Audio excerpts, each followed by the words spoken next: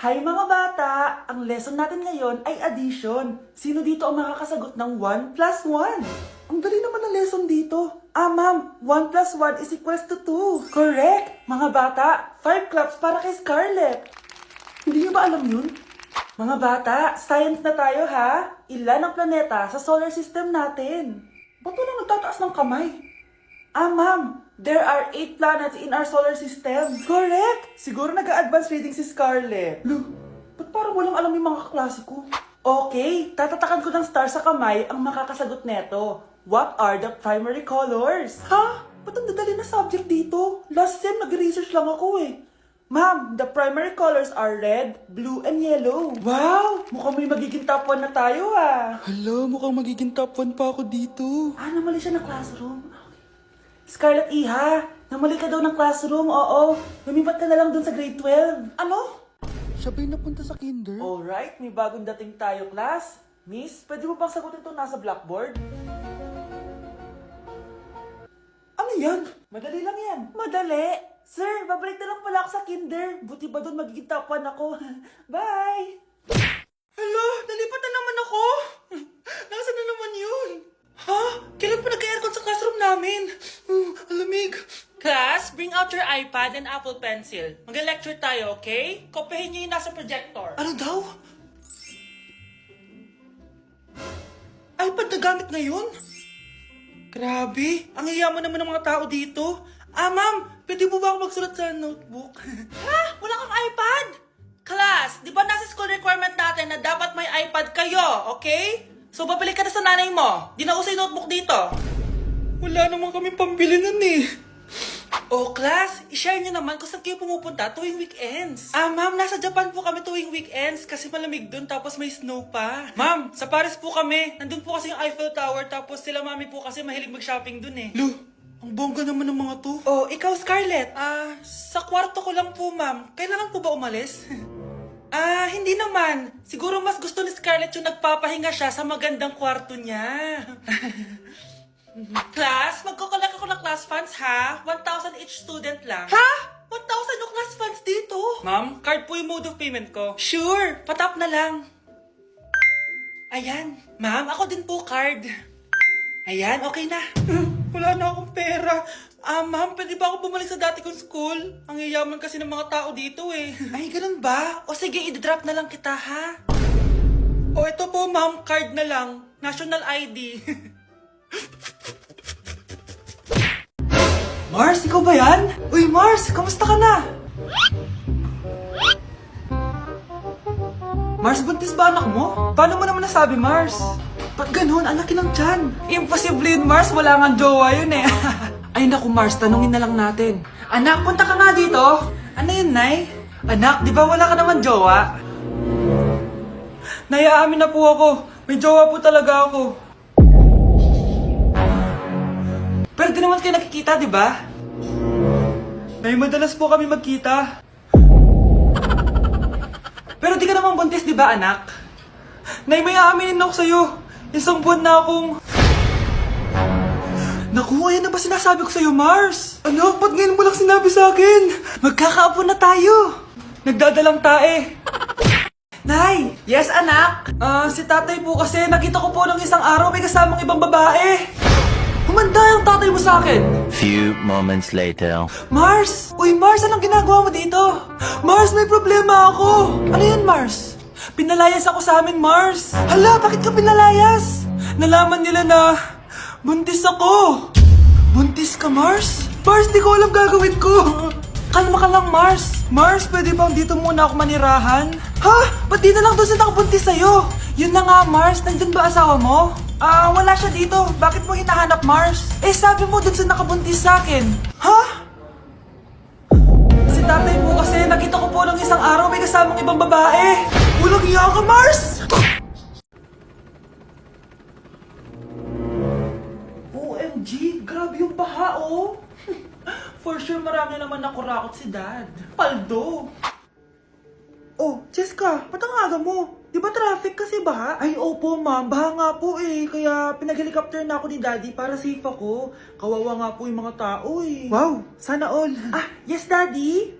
Opo, nandito na po ako sa school. Yung baon kong 1 million ha, send mo na. Ha? 1 million yung baon niya? No! Binasa mo yung Chanel bag ko! Sorry, Jessica. Alam mo ba kung magkano to, ha? 600,000 to! Mas mahal pa to sa bahay nyo! Napakamahal naman yan. Whatever. Papabili na lang ulit ako. Salamat ka, mabait ako. Nahiya naman tong 300 peso na bag ko. Be, tara sa kantin. Nag-crave ako ng siomay tsaka ng kwek-kwek. Tara.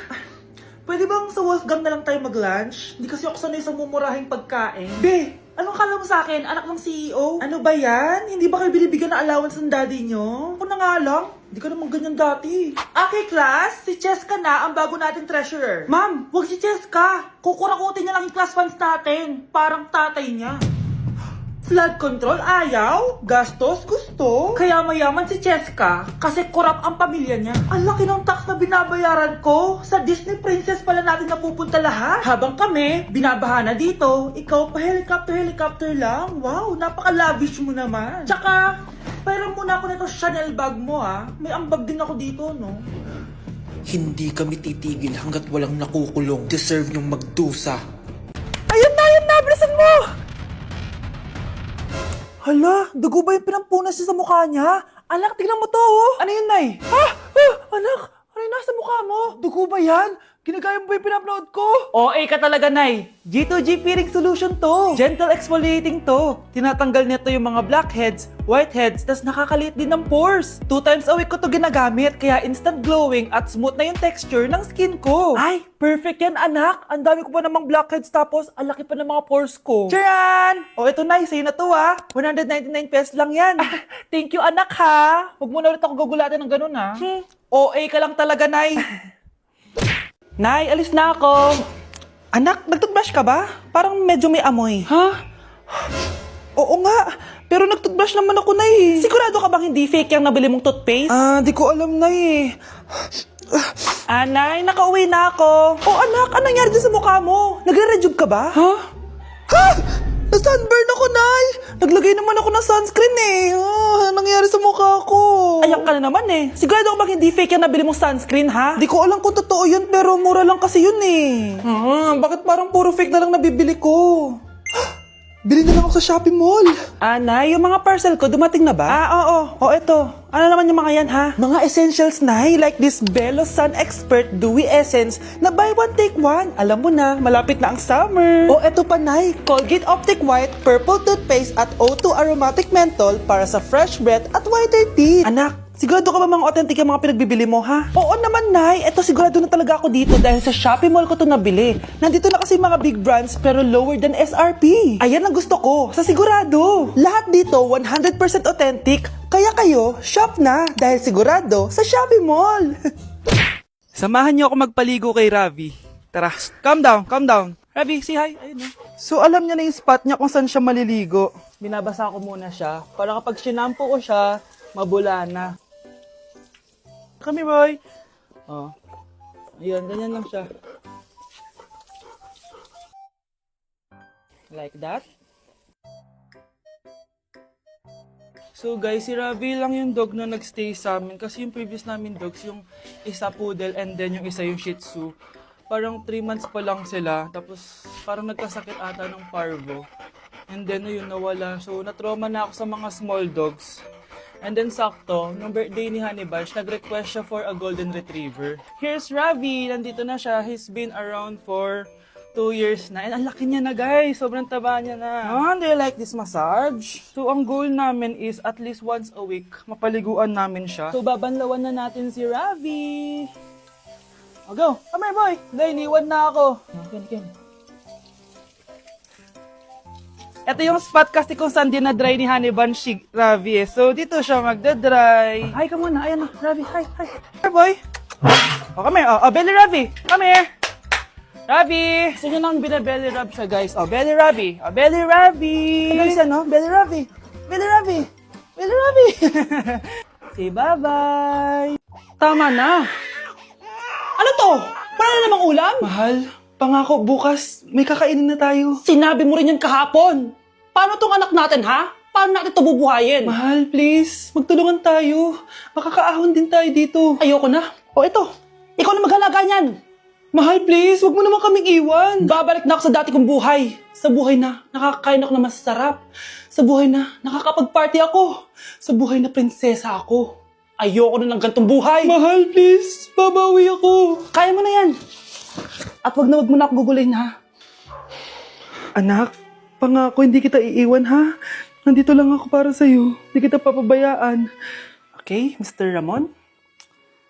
Ma'am, tanggap na po ba ako sa trabaho? Sorry sir. Based sa resume mo, hindi ka pala nakapagtapos ng college. Ang hanap po namin is college graduate. Uy Ramon, mukhang galing ka sa interview ah. Natanggap ka? Hindi nga eh. Baka may alam kang pwede kong pasukan ng trabaho. Pwede ako. Sige, sabihan kita ha. Salamat Susan. Dami naman basura dito. Ramon! May hiring daw yung kakilala ko at pwede ka daw doon magtrabaho. Ha? Talaga? Sa wakas, mabibilin ko na lahat ng pangangailangan ng anak ko. May anak ka pala? Oo. Iniwan kami ng nanay niya dahil di niya kaya tong gantong buhay. Hayaan mo, hindi mo deserve yun. Wow, ang bilis. May pumalit na agad sa akin? Mali ka nang iniisip. Alam mo ba Ramon, nabibili ko na lahat ng gusto ko ngayon. Kumakain kami sa magandang restaurant at nakatira ako sa mansyon. Ha? Honey, tara na. Ipag-shopping pa kita mamaya. Baka malit pa tayo sa dinner natin. Okay, honey. Papunta na. At ikaw babae ka. Kung ayaw mo masira ang buhay mo, layuan mo yung lalaking yan.